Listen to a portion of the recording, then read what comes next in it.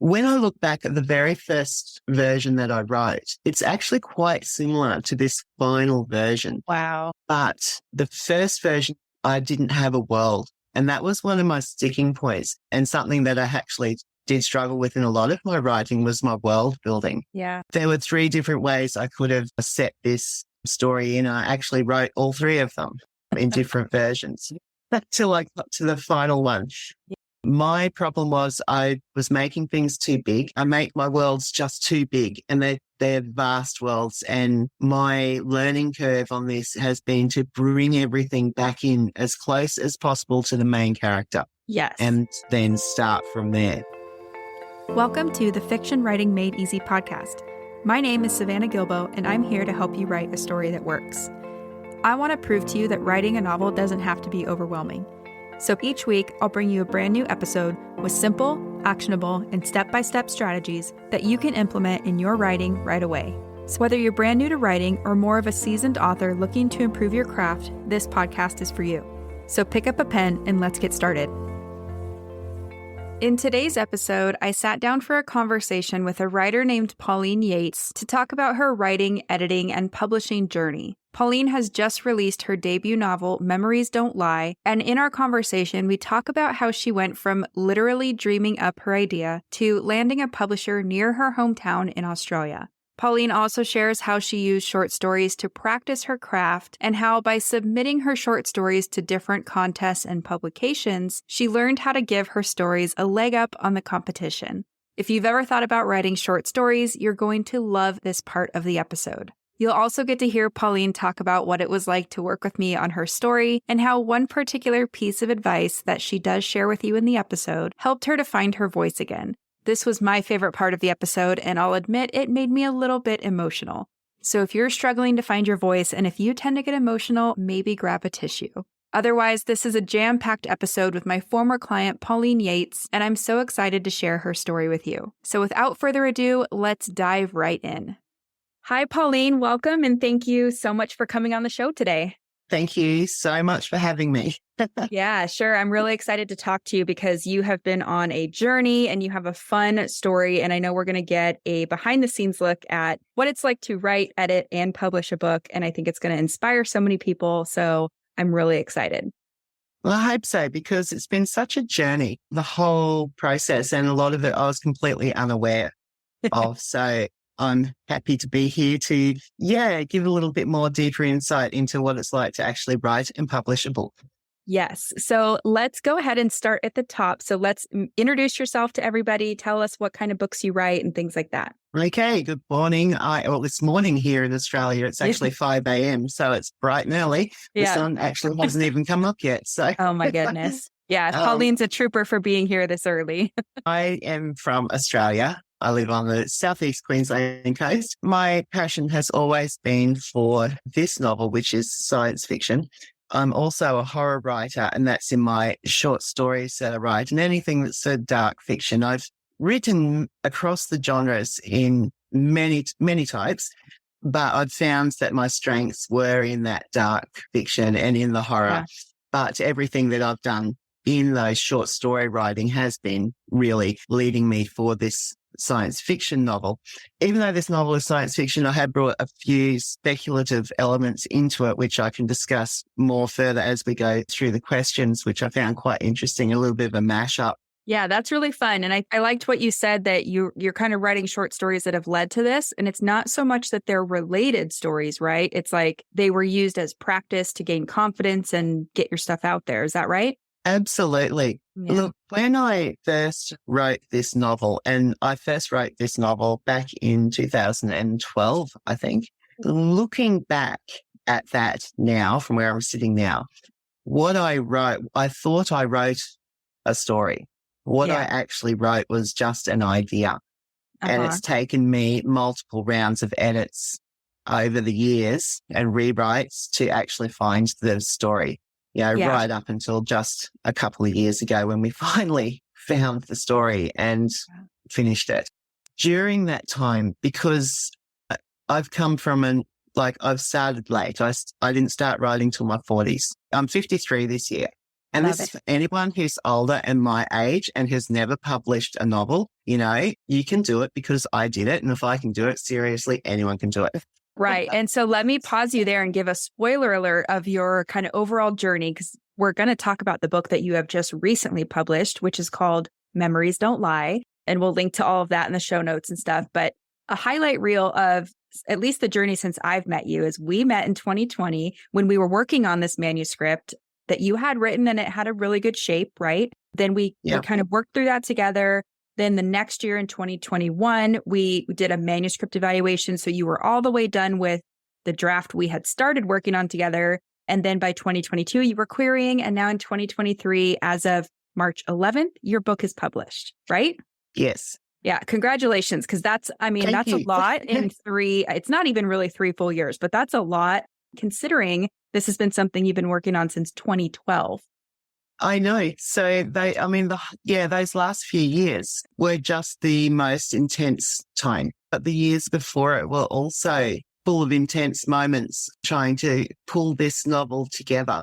Do you remember where you got this idea from? Because it's a really interesting idea. And actually, maybe before you answer that, do you want to read us the back jacket cover copy? Sure, I would love to. Memories Don't Lie. Sarah Wilson, orphaned niece of Lieutenant John Wilson, is determined to escape his restrictive upbringing and find her place in the world. Her journey takes a deadly turn when she uncovers secrets about her past, hidden deep in her mother's memories that threaten everything Sarah wants. They could cost everything she holds dear and her life.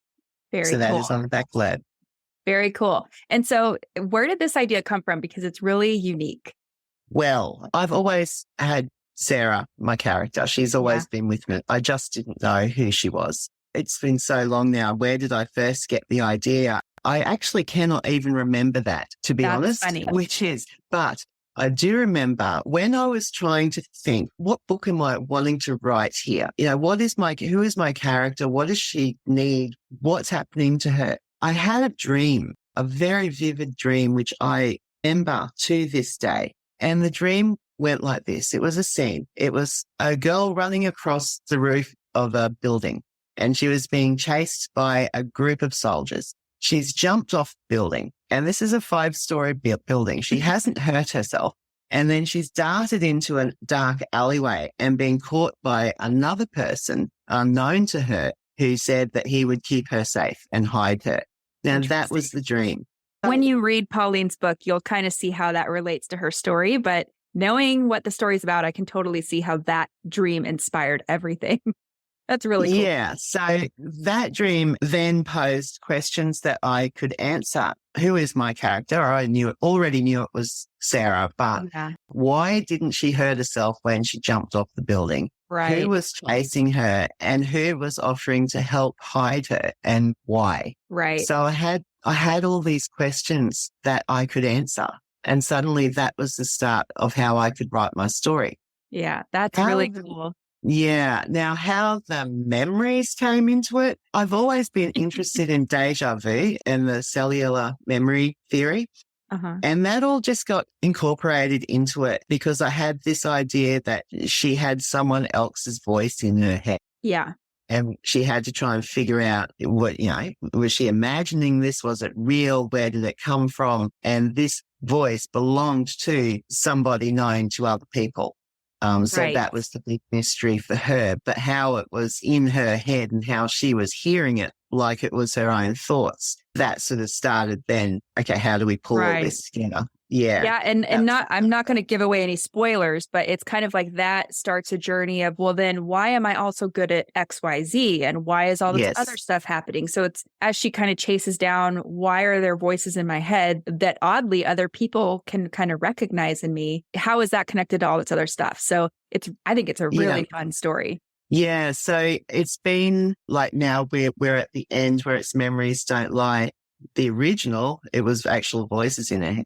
And this is what the editing and the rewriting has pared this down to get it to where it is now. So it's been quite a process figuring all that out, how to best make it work. Yeah. Right. And so, okay, so let's talk about all that because in 2020 we met and Yeah. you said you had been working on this since about 2012. So kind of what Yeah. was that process like until we met? And then how did you know you needed extra help? Have you been dreaming of writing a novel, but you don't know where to start? Or maybe you've tried writing, but you keep getting stuck halfway through a draft? If so, I have a free training you're going to love. It's called 3 Things You Need to Write Your Novel in 2025, and in this free 60-minute training, I'll share the exact same process my clients and students have used to go from idea to completed manuscript in just months, not years. You'll also learn why most writers never finish their drafts, and spoiler alert, it's not a lack of talent or good ideas, as well as how to overcome feelings of perfectionism, self-doubt, and overwhelm that stops many new writers in their tracks. You can register for this free training at savannahgilbo.com/masterclass. So one more time, that's savannahgilbo.com/masterclass to register for the free training. I hope to see you there. Okay, so yeah, when I first started writing, the first thing I wrote was my novel. When I sat down and said, I need to write my story now. So after that, I went on to and actually wrote the second and third because I just got on a roll. And then I went back, and so that was a couple more years past. And then I went back to my first one and thought, okay, let's get this one ready because it's pointless working on anything else now until I get the first one done. Okay. So my first I went through again and did my, the usual rounds of edits and polishing it and fixing it all up. And then I thought it was ready and I sent it out to some readers. And yes, it was a good story in that stage, but there were things weren't clear. And I think it was more the structure that wasn't clear. Right. Or whether the story started in the right place. And of course, I was also beginning to know my characters a lot more. And so making changes, and look, I can't tell you how many times I changed where this story started. Yeah. That's kind of ricocheted me into a few more years of rewrites, and complete major rewrites. When I look back at the very first version that I wrote, it's actually quite similar to this final version. Wow. But the first version, I didn't have a world. And that was one of my sticking points, and something that I actually did struggle with in a lot of my writing was my world building. Yeah. There were 3 different ways I could have set this story in. I actually wrote all 3 of them in different versions until I got to the final one. Yeah. My problem was I was making things too big. I make my worlds just too big, and they're vast worlds. And my learning curve on this has been to bring everything back in as close as possible to the main character. Yes. And then start from there. So yes, that's a great point. Yeah, after many rounds, many rewrites, I finally figured out what my world was. And that helped me then find my starting point. Right. Because in between all this, I'm learning as well. I'm writing lots of short stories. I'm working with lots of other editors and publishers and various things. And I did reach out to other editors at stages to help me with, various writing. And even when I reached out to you, the time that I reached out to you, I was at a point where I was stuck on the novel again. So I thought I'd set it aside. But I was also stuck with writing in general. I was losing my way. And so I stepped back. I just stepped right back from writing and went back into, okay, we need to go back to the learning stage. And that's where I started reading lots of articles and how to write and, craft stuff. Yeah. But for as many things that I read in the education side of writing, I actually work better when I'm working with my own work. I work with better learning from application. And so I just started searching, okay, let's just have a little look and see who's about. And of course, I've stumbled across you, haven't I? Yeah. And so I wrote down some notes about kind of what I remembered from that time, because of course now it's 3 years ago, which I can't believe. Yeah. But I remember I had all these notes because I had you fill out just some information so I could get used to your story and dig into the world with you.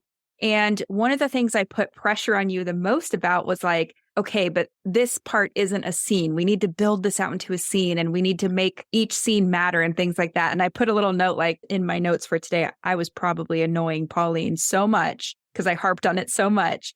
But I mean, otherwise, like your idea, it's funny because I went back and looked at the original thing you submitted to me. Your idea is still in the present published book, the same as it was back then. So it's like, we just needed to flesh things out, deepen things, really tighten up that structure and work on those scenes. Do you remember some of that process where I was like... I absolutely do, because this was a game changer for me across everything. Okay, so once I've connected with you and I thought, okay, I actually when I started working with you, I wasn't intending to work on my novel. What I was looking for was just work on my writing in general. Yeah. Okay, and I think then we decided, okay, let's use my novel because it's there. And I thought, okay, let's have another crack at it. When you started talking writing in scenes and things, and I actually didn't know any of this. I'd had it explained to me many times, but not quite in the way that you explained it. And how you just explained how a scene is structured, it finally sunk in. Because if you remember, I was asking you multiple questions. Yeah. Should I... her initial goal, her end goal, the turning point, the progressive complication. I needed to peel all of that apart and inspect every single element so that I could then put it back together in my own mind and understand it. I do think I finally got it.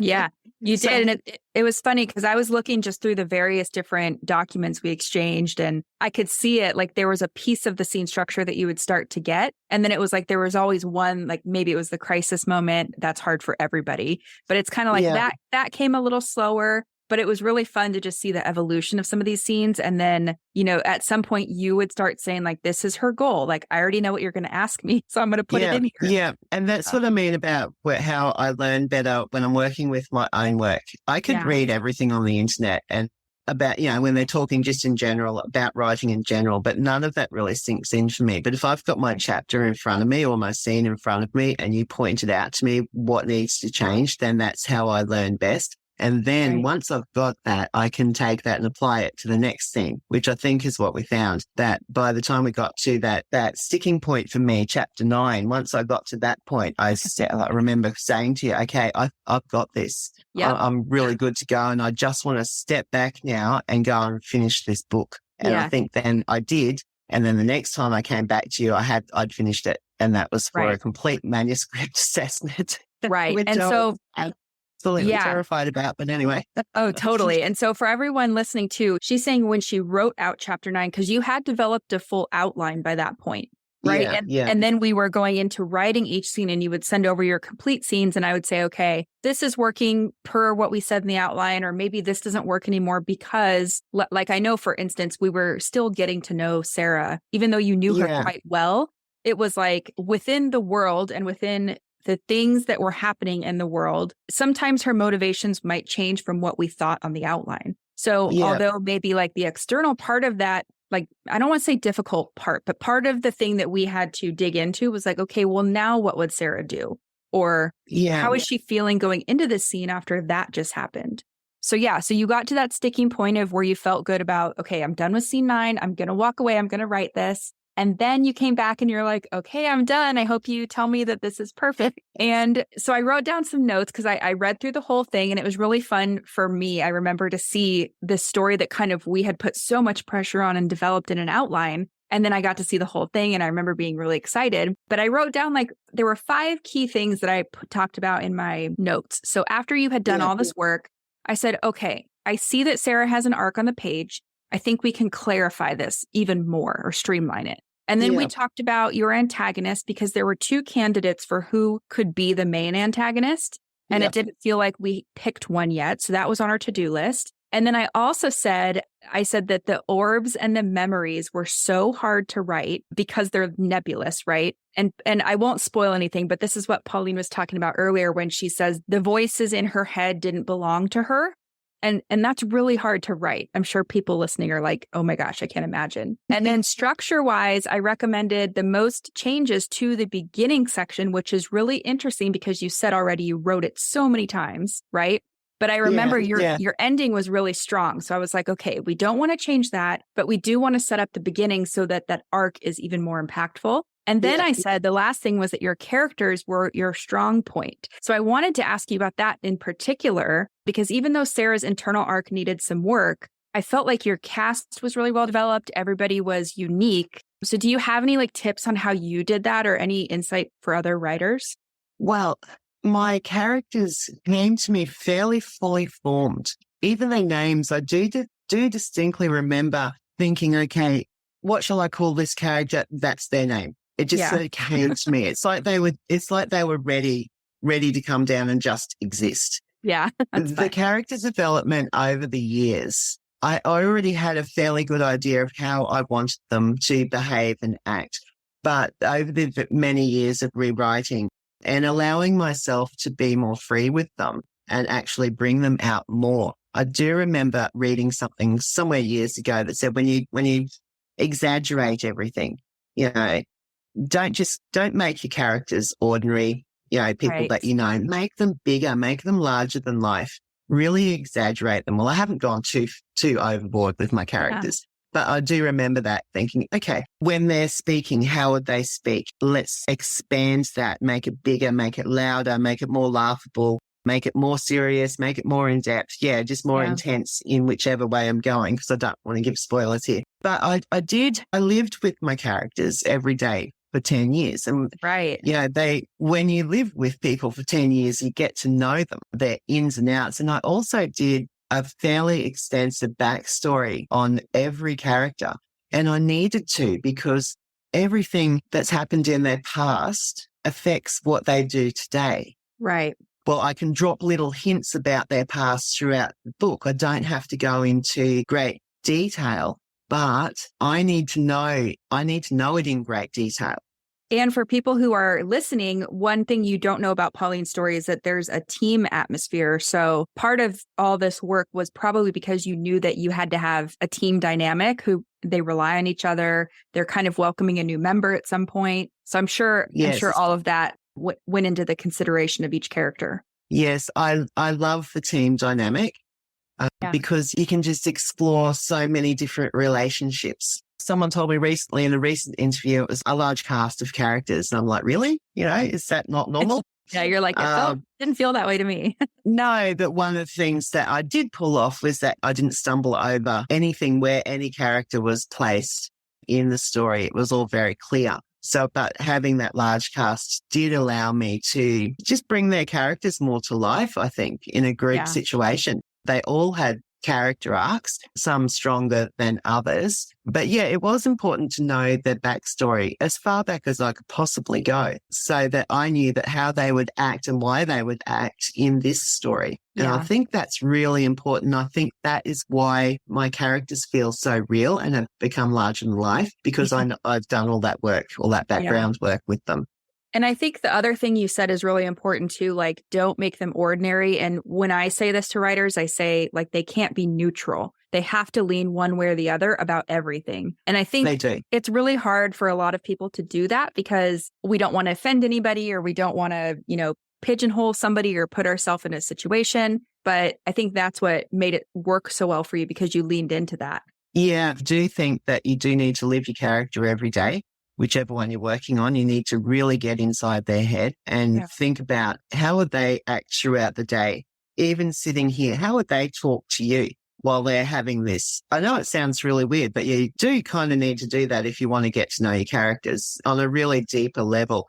But everything that you learn about your characters doesn't have to go into the story. But it makes your story so much better because it brings them more to life. Right. And it's probably easier for you to write them too once you know them that well. Absolutely. It is so much easier to write them because you know exactly what they're going to say in a situation, or how they will respond, what their body movement will be like, what their facial expressions are. You will know exactly where they're standing on any subject so they can have an argument if they want to. Right. It is very important, I think, the character development.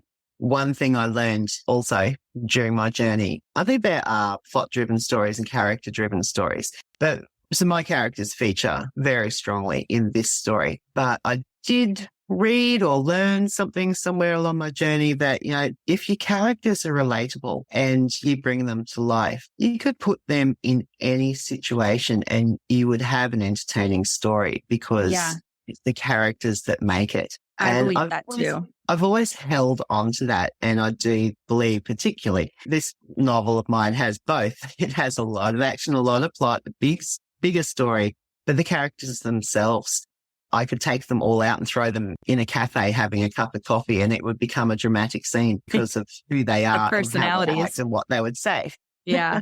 That's funny. And the other thing I'm just now remembering too about Sarah is I think you weren't afraid to show like the imperfect sides of her in her thoughts, right? I think that was very important. Yeah. Because nobody is perfect. Right. And that's what makes her relatable, right? Yes. Yeah.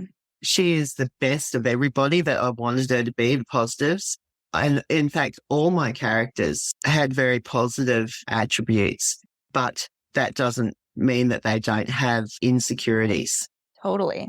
And I think a lot of writers are kind of afraid to go there, or they're just like not sure. They don't, sometimes we put ourselves on the page and our characters, so it's hard to go there. But I think, you're really good at that. So it's a great tool to have. Yeah, I love creating characters. I think because I see them so easily, I'm a very visual writer. Yeah. So I imagine these scenes in my head and I can imagine very easily what my characters look like, what they would do, what they would say. So it's probably easier for me to get that character down on page. My struggle has always been world building, making everything too big.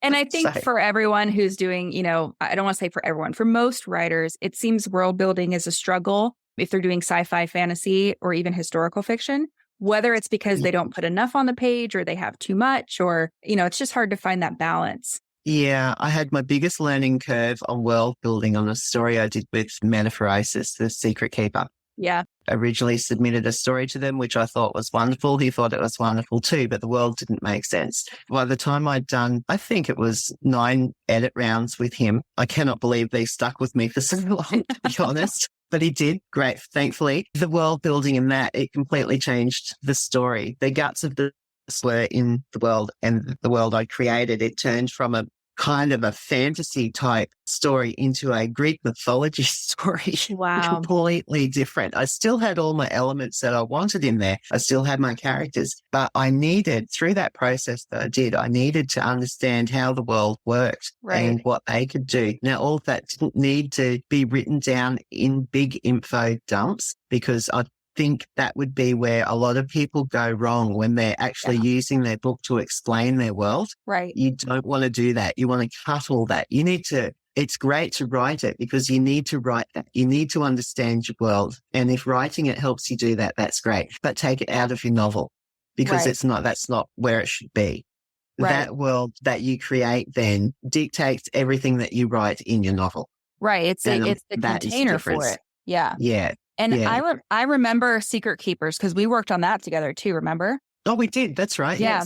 Yes. You're like, there's been so many editors. But yeah, I remember that book. And I remember your other editor, part of what he kept questioning was kind of the bigger logic. So it was almost like you had the story figured out. There were things we wanted to tweak here and there, right? But it was kind of like, okay, I see there's a bigger world, but I don't quite understand it. So it's almost like you had to reverse back out of all that, what's on the page, and then create the world and come back. I did.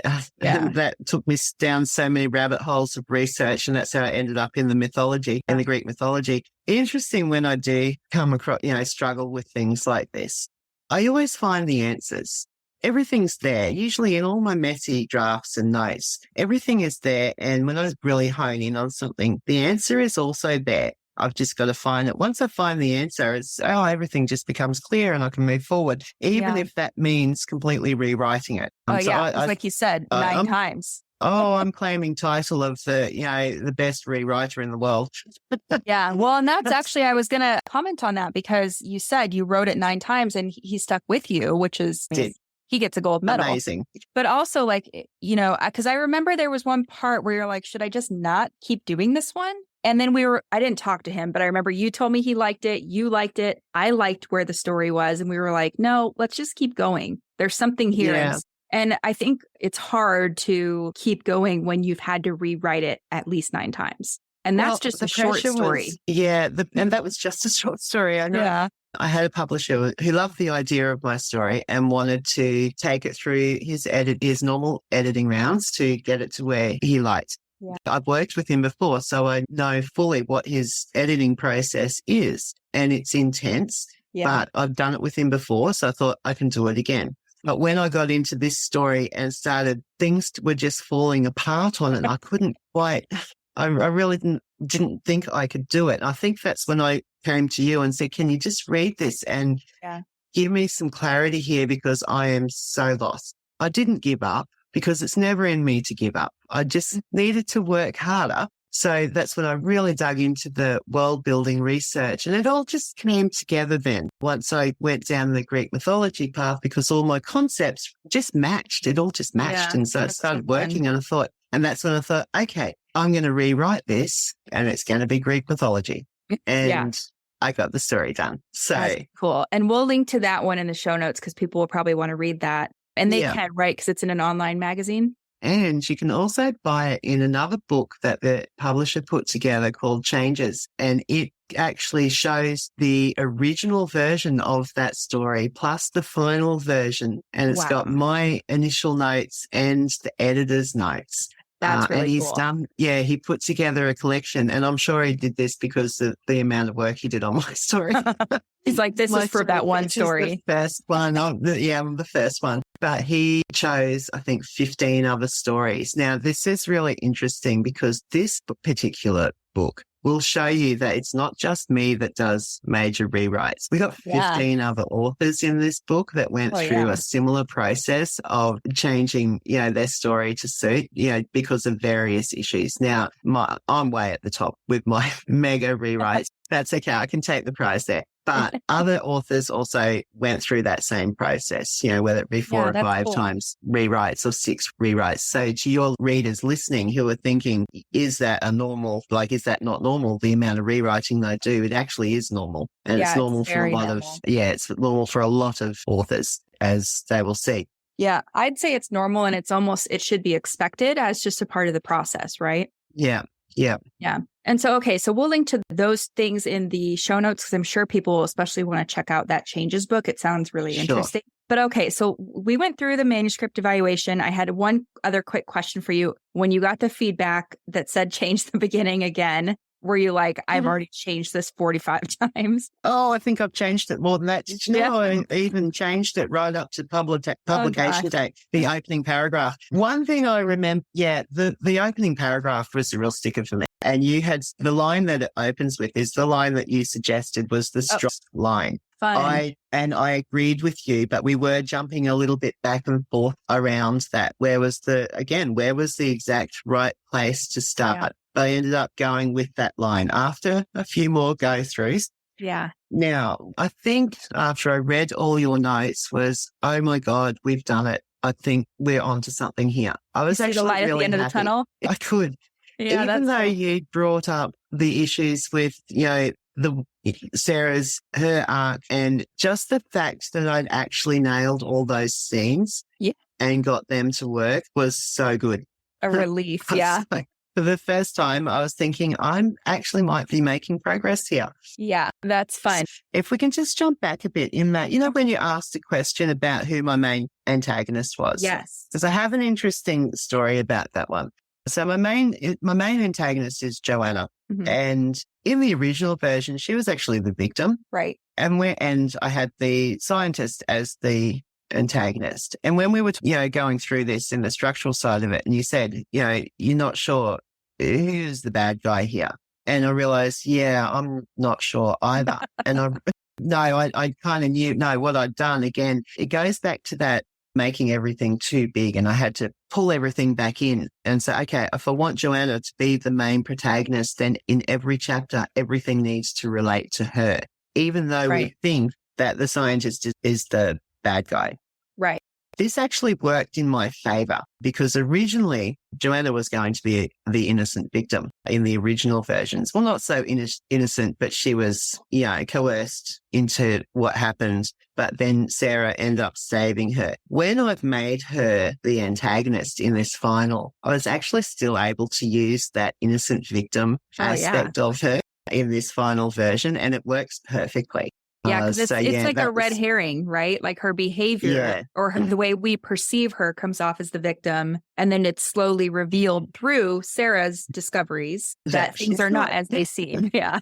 So looking at that now, how that all came about, that actually worked perfectly. That's great. And showing who she is. Yeah. Yeah. And I think the fun thing is like when you were at that stage of who is the main antagonist, it really could have gone either way. And I think it would have been fine. But I love that we went with Joanna and that how it turned out. So I think that was the right decision. Yeah, I needed to go with Joanna because she had such a connection with all of them. She was the character that joins them all together for various reasons and not always for the best reasons. Right. And I was able to then weave that by knowing her backstory again. I had to go right back and actually create a whole other novel in my head to find out what her issues were with the team, to know why she's acting now. So again, that comes down to the character development and understanding exactly who they are. And writing. I have, 3 other novels in my head of backstories of all these characters that could be written at some stage. And maybe if I get time, maybe I will write them because they're great stories.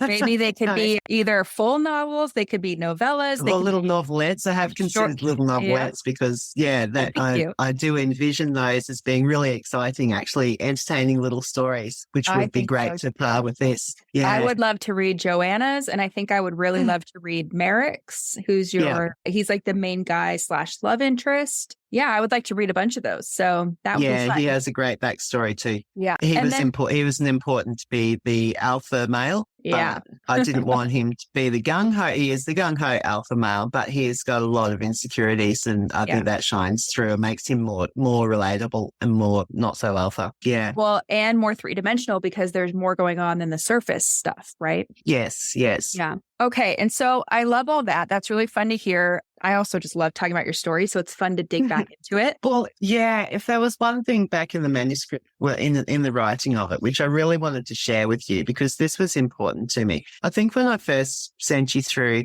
the manuscript and with all my work up until that point, and one of the questions that you asked many, many, many times was, how does this make Sarah feel? Yeah. Okay. Now, because I've written it in first person, how she feels is really important. But I'd edited a lot of that out because I didn't think it was the right thing to put in. So when you kept coming back at me, how does this make her feel? How does she react? What does she think about this? That actually gave me permission to say, yeah, actually, this is what I need to say. And I'm just going to read what I wrote down because it worked. Okay, so you actually gave me back Sarah's voice and in turn my voice. Okay, because I've edited all that out in trying to get things right. And this was a game changer for me because for the first time in years, I thought, yes, this is what I want. And someone is telling me that it's not only right, but necessary. So suddenly I could bring Sarah to life. And that just made all the difference. So thank you. Oh my gosh. I don't know why that just made me a little emotional, but it did. I love hearing that because that's why we all want to write. We want our voice to be heard. We want what we have to say to be heard. So that is a very special thing. You just gave me a very special gift. So thank you. Thank you because I found Sarah. And I love that. I gave her back her voice. Yeah. Yes. And her voice is so needed. I think she's a great character. And I'm very excited for other readers to meet Sarah because we've been with her for a while. You way longer than me, but okay. So after we went through that manuscript evaluation, how did you decide it was time to start querying and what was that like? Okay. So yes, the query part. Well, after I left with you and we got all the structure right, I knew it was right. Didn't finish. I found another editor here in Australia to help me with the line editing. So, and we went through because one of the things we needed to do was get the word count down. And I think at that stage I'd finished, it was sitting at around 116,000 words. Yeah. Now, this being a debut novel, that was way too big. So I needed to cut. So I worked with an editor here close by. And so, we need to cut words out of this. She got it down to, I think, around 98,000. And then again, because I learned from application after seeing what she did, I was able to get it down to 96,000. Wow. So that was my end. Yeah, that was my final. I thought, I just can't take any more out of this. It is cut down to the bare bone. But yeah, that's what it should be. I was willing to sacrifice a scene if I needed to. Ooh. But and that was, I'm glad I didn't. Did you have to do that? No, I didn't. Okay, good. So all the scenes are in there. Awesome. So once we got to that part, and then I've checked about a million times over, we were ready for the querying process. And this was, oh my God, this was a journey and a half. So I have to now write 96,000 words as, 100 words and 200 words and sum it all up. I did a lot of research on how to write a synopsis. I still don't know if I've got it right, but I did find one. I must have a novel of query letters and synopsises that I've written.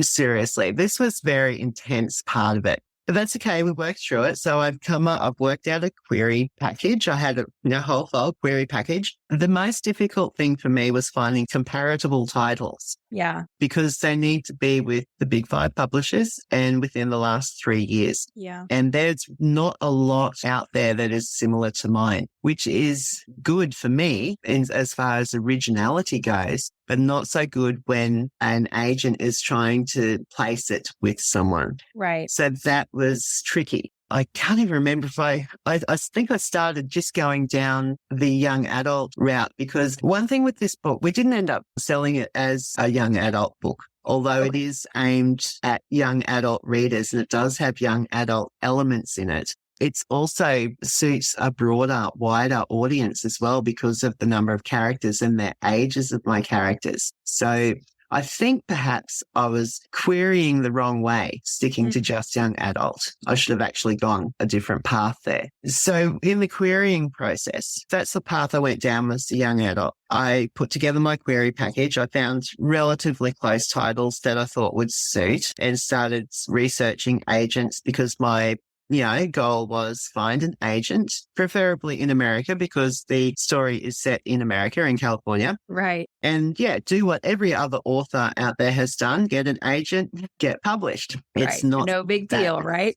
Yeah, no big deal. No, I knew it would. I was prepared for it to take some time. What I wasn't prepared was how long it would take me every time I sat down to submit to an agent. I would spend hours pulling together and personalizing each query packet. Yeah.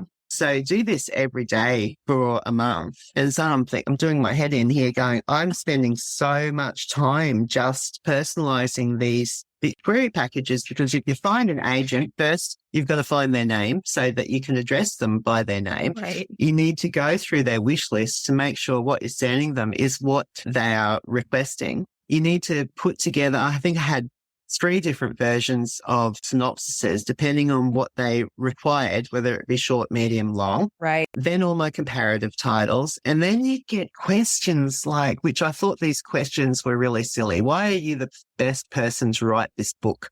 And I'm really like, what do you want me to say here? Of course I'm the best person to write this book because this is my idea. You're like, because I did.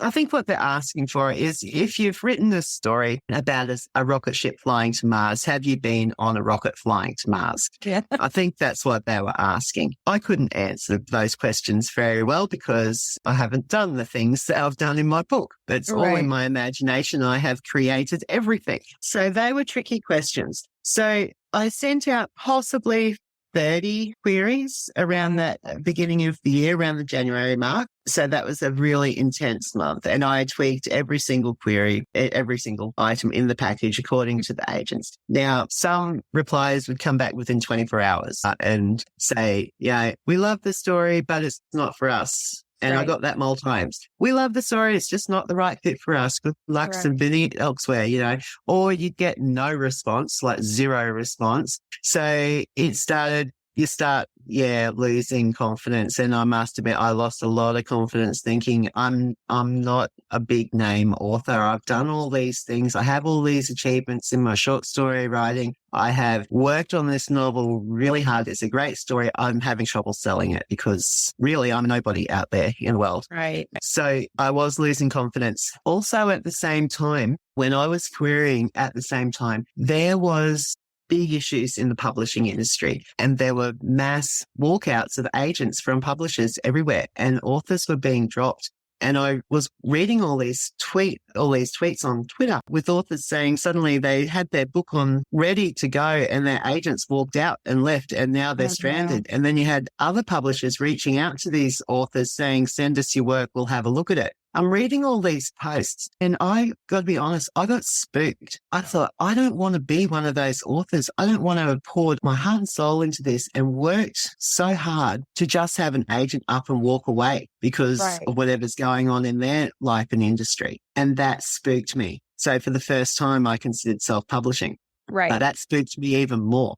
Oh, gosh. Yeah, I thought, okay, I could do it. I have the means to self-publish, but I don't have the knowledge. I just knew, even without even looking into it, that was something that I couldn't do. And after working with my now publisher and seeing everything we've had done, I take my hat off to any self-publisher because it is so much work. So I hit pretty much rock bottom on the query stage. And I looked at my book and I thought, okay, I either self-publish or I keep querying, which could drag on forever, or I put you in the drawer or print out a copy myself and just tuck you under the pillow. That's the point I got. Yeah. And then I thought, hang on, why don't I try the small publishers? And the other thing I also wanted, because I was querying in America and after seeing all the unrest in the publishing industry over there, I started to, because I was spooked, I thought I really want a publisher here in Australia. Yeah. Yeah. Even though the story is set in America, I want the people running behind it here in Australia with me because that will make me feel more comfortable. Right. It's like, I'm not in my 20s. I don't want to stuff this up, and I can't, it's not like I can fly to America to sort the problem out. Right. So suddenly finding an Australian publisher was at the top of my list. That's so interesting. Yeah. And I thought, and who best to go to other than Black Hair Press? Why didn't I think of this earlier? That's awesome. Now, Black Hair Press. Yeah. So Black Hair Press, I've been selling short stories to them for the last few years. They are just my tribe and they publish horror and dark speculative fiction and they do a lot of short story anthologies. They do a lot of short reads. They're putting out novelettes. They're a really gung-ho little Australian indie publisher. How fun. And they work as hard as me. So yeah, sounds like a perfect fit. Well, because of all my short story sales with them, I developed a relationship with them and I knew I could trust them. And so I actually said to them, I sent them a message and I said, can you please save me from this querying process and publish You're like, my it's book? terrible out there. Yeah, because by then I was at rock bottom. So they asked me to send it through, which I was really surprised. I actually said, well, hang on a second. This isn't like what you publish, And they said, no, just send it through. So here I am talking myself out of a publishing deal. Oh my God. Right. Can I do this any better? Oh my gosh. So I sent the book through and 12 weeks later, I got that email that every author absolutely loves. And it was a yes. Yeah. Here's a contract. So. And do you remember, let's sit in that moment for a second. So what were you doing when you saw the email? Did you not believe it at first? I think I squealed. I think I might have cried. I'm not sure. I think I did everything. Yeah. The best feeling in the world. It was just the pinnacle of everything. I thought, oh my God, I've done it. Here I have a publisher that I know. They are in Australia. I've worked with them before and I know that they work as hard as me. I trust them with everything. But the best thing is, even though they're in Australia, they also have ties in America. Oh, there you go. So this was even the bonus for me because this book I was targeting for the American audience and here it is in my own backyard. Right. And what's funny is this is like what a character goes through, right? Where it's like you get what you want in the way you never expected. Yeah. Yeah. That happens. So all roads lead to Rome. Yeah. This one led straight to Black Hair Press and I have not been happier. I could not be happier. I absolutely love this publisher. They have produced the most beautiful, stunning book with this. Yes. And yeah, I'm really, really happy. Probably will be now for the rest of my life. I love it. Yeah. And the cover's really pretty. I love it. And there's also images at the start of each chapter, right? I have a good story about those images. Yeah. Let's hear it. So as I've spoken, that I talk a lot about my characters and how real they are to me. I actually asked my daughter to create some artwork for me. Wow. I just wanted a poster of my characters on the wall. That's all I wanted. And I said, can you just do it in silhouette, so she doesn't have to give facial features and everything. So she went away and she came back with these little drawings of my characters that she created on her, I said, what do you think about this? And I thought, oh my God, these are awesome. Now, I don't know if anyone has a look around my website, you will see a lot of images of my characters. They're all in silhouette form and against different backgrounds, what we've done. So because I loved those so much, I said, can I send them through to my publisher? Well, I did. Oh my gosh. They loved them so much. So that's so cool. Yeah. So my daughter is now credited in the internal images, and she has all her little images as the chapter headings. And in the ebook, you've got the full image. Yeah. And on the jacket cover depending on when you get it through, it's got the characters on there as well. And then all our promo is all her images. It's amazing. Well, not all of them. I mean, certainly a large bulk of them. Yeah. So that was so nice to have my daughter involved with this when she has been, walked this journey with me a lot and been a big inspiration for many of the traits in my characters. Yeah. That is so fun. And we're definitely going to link to your website so people can go check that out, because I think the images are super impactful, and I'm impressed that your daughter could do this. It's amazing. Yeah. But how cool is that? That makes it even more special. Yeah, she was art student winner. She won an award for art at school. She's always been very arty. So she plays around on her little iPad thing that she has with all this art and loves creating. And she's just done such a great job with them. Yeah. Yeah, that's so cool. They're great pictures. So I just think that's special.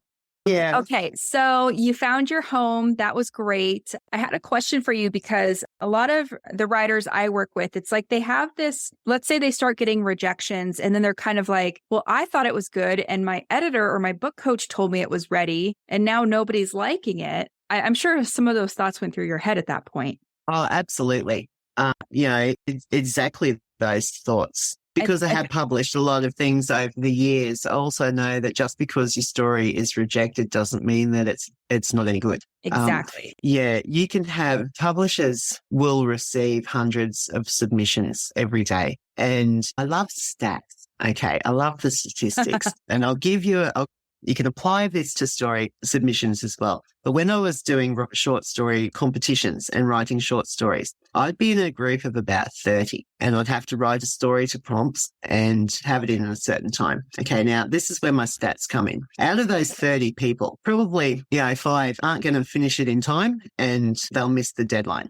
Okay, so it takes down 25. Out of that 25, you're going to have another 5 that just do not create a story. Okay, so that gets it down to 20. Then you're going to have people who create a story but it's full of errors. And then you're going to have a certain percentage that it's off topic. It's off the theme. They've missed the prompt. Right. You're basically going to get down to, if you've done everything right, you're going to find yourself in about the top 8%.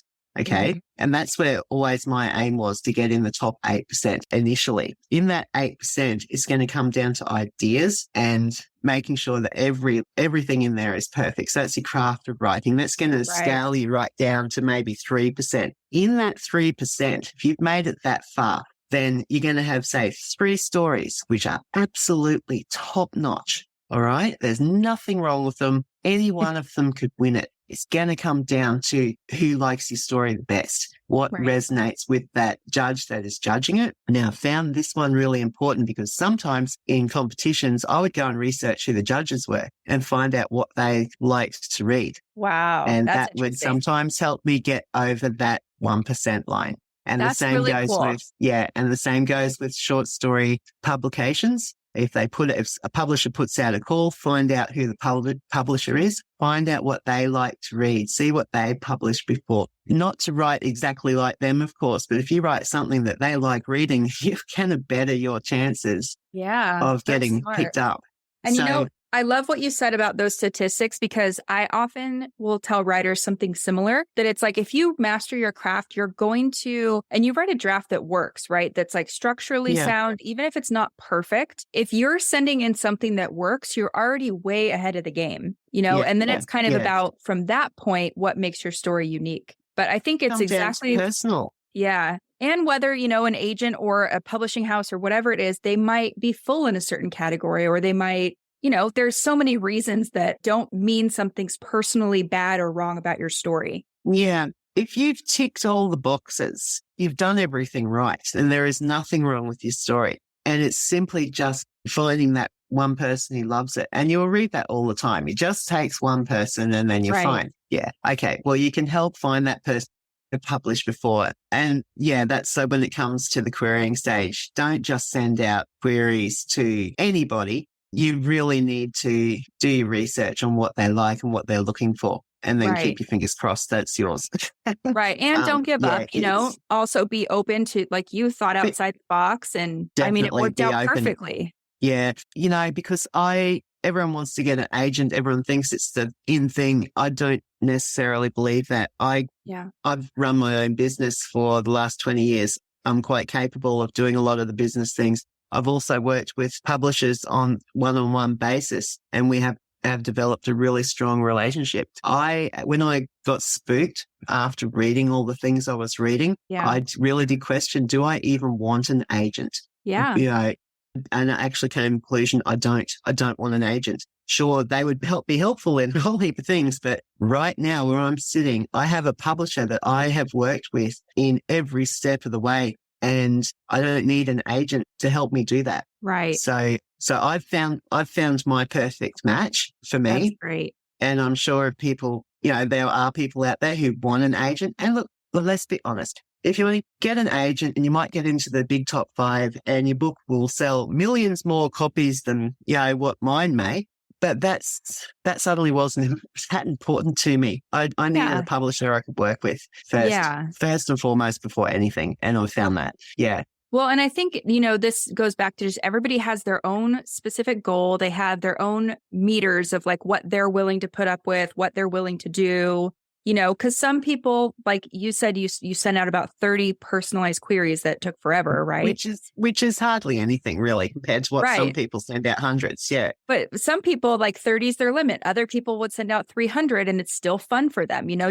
Everyone has a different limit, different expectations, different goals, different priorities. So I think that's just, you landed in the perfect spot for you. Yeah. And look, it's not like I'm 20 and could query this book for the next 10 years. Like I'm in my 50s. I wasn't going to spend another 3 years trying to query this. No, it was either self-publish or go down the path that I went to get this book out there so that I could move on, because mentally I needed to move on. While I was doing all this querying stuff, I really couldn't write anything else because my head was so stuck in the querying stage. So that wasn't helping me as a writer either. Yeah. And it's important to get your stuff out there because you have no shortage of ideas. So, on to the next thing. So I really want to move on. Yeah. And speaking of that next thing, like, what are you working on right now? Well, I usually try and set myself some little goals throughout the year. And as I've learned what publications are out there, I pick particular publishers now that I like working with or would like to work with. So I've become more specific in that. So I've just finished another couple of little short stories, which I've sent out into the world. I've been so consumed with all the release day on this, with this novel, and that's sort of still ongoing, that I think I'm kind of getting over through that zone at the moment. I really want to get back into book 2 of this one. Yeah, because that's really fun. Sitting there waiting for me to come back to, and it's really exciting now. Now I can actually work on it. The story is written. I did work on it a bit last year, but I really couldn't start it until I got this one completely 100% finished, which I now have done. So Memories Don't Lie is now the backstory for my next novel. That's right. And it's, you're carrying so many new tools into that book too, just throughout the experience. You're always picking up new tools. So I think that'll be a fun experience. I've learned so much from just writing this one novel that, I can take that all forward now. So hopefully the next one won't take me as long. Yeah, definitely not going to be like, 12 years again. So yeah. But okay, so is there any like parting words of wisdom that you want to share or anything that you want to highlight for people who might want to be in your shoes someday? Don't give up. If you have a dream, chase it, because dreams do come true. Mine came true. Anyone's can come true. It's hard work though. You really do need to make sacrifices in your own life to achieve what, the dream that you want. And it's a lot of hard work and there will be setbacks. But there's always a solution, just like a plot hole. If you find a plot hole in your life, you can work around it. Yeah. That's right. I think the most important thing, and it was something that I just shared yesterday because I only thought of it yesterday, was the first draft you write is just the idea, and it's the editing that helps you find the story. Right. And that is clarify so true. that message. Yeah. Yeah. And that was so true in my case. Yeah. I think, that's, I just actually did a podcast episode this week that's about perfectionism and not even trying to get it perfect on the first try because you're never going to. So I think there's so many people out there that need to hear that. So I'm going to ask you one more time. Okay. So the first draft is just the idea. It's the editing that helps you find the story. Yeah. So words of wisdom, you heard it here first. That's my words of wisdom today. Yeah, I love it. And just thank you so much for sharing all of your story with us because I know there were bumps in the road, right? And there were so many bumps. Not everything's shiny and perfect the whole way through, but look where you are now and your book's out in the world and other people are going to meet Sarah, which is so exciting. And I hope they love her as much as I do and as you do. One thing about this book, it does have dark elements in it, but I've always found that it is very uplifting. And I hope that my readers are uplifted after reading this. Yeah. I think so, because there is that little, it's about hope, right? And how coming together and, facing the bad guys, we can do big things. Yeah. One of my little character, we had a bit of a launch day online last week with Black Hair Press, which people can go back and scroll through all discussions on that if they want to have a little bit of a sneak peek at the many Black Hair Press authors. So in one of those was a giveaway for a character print, and it was one of my daughter's prints of my characters. And I added a little caption to it: with friends like these, you'll never have enemies. Oh, so that pretty much sums them up. That's right. Yeah, that's a great parting quote there, Pauline. I love that. So we'll link to where they can watch that if they want to. And then where can people find you on the internet? So they can go to my website, which is paulineyates.com. Okay. And that has everything about Memories Don't Lie and all the links on there, as well as all my other publications. You'll also find the links to that Changes book with metaphorosis that I was talking to you about. So if readers are looking for a little bit more insight into the editing process with, short story publishers, that's a really great book to read because it has all the case studies in it. Yeah, that's where you'll find me. And then that has all my social links and everything, all my Amazon links, all my links to the books. It's got everything there. Okay. So we'll link to your website in the show notes and all that other fun stuff. And I encourage anyone that's listening to go give Pauline a little shout out, go say hi to her, check out her book. And just thank you so much, Pauline. Thank you for sharing all this with us. Thank you for having me. So that's it for today's show. As always, I want to thank you so much for tuning in and showing your support.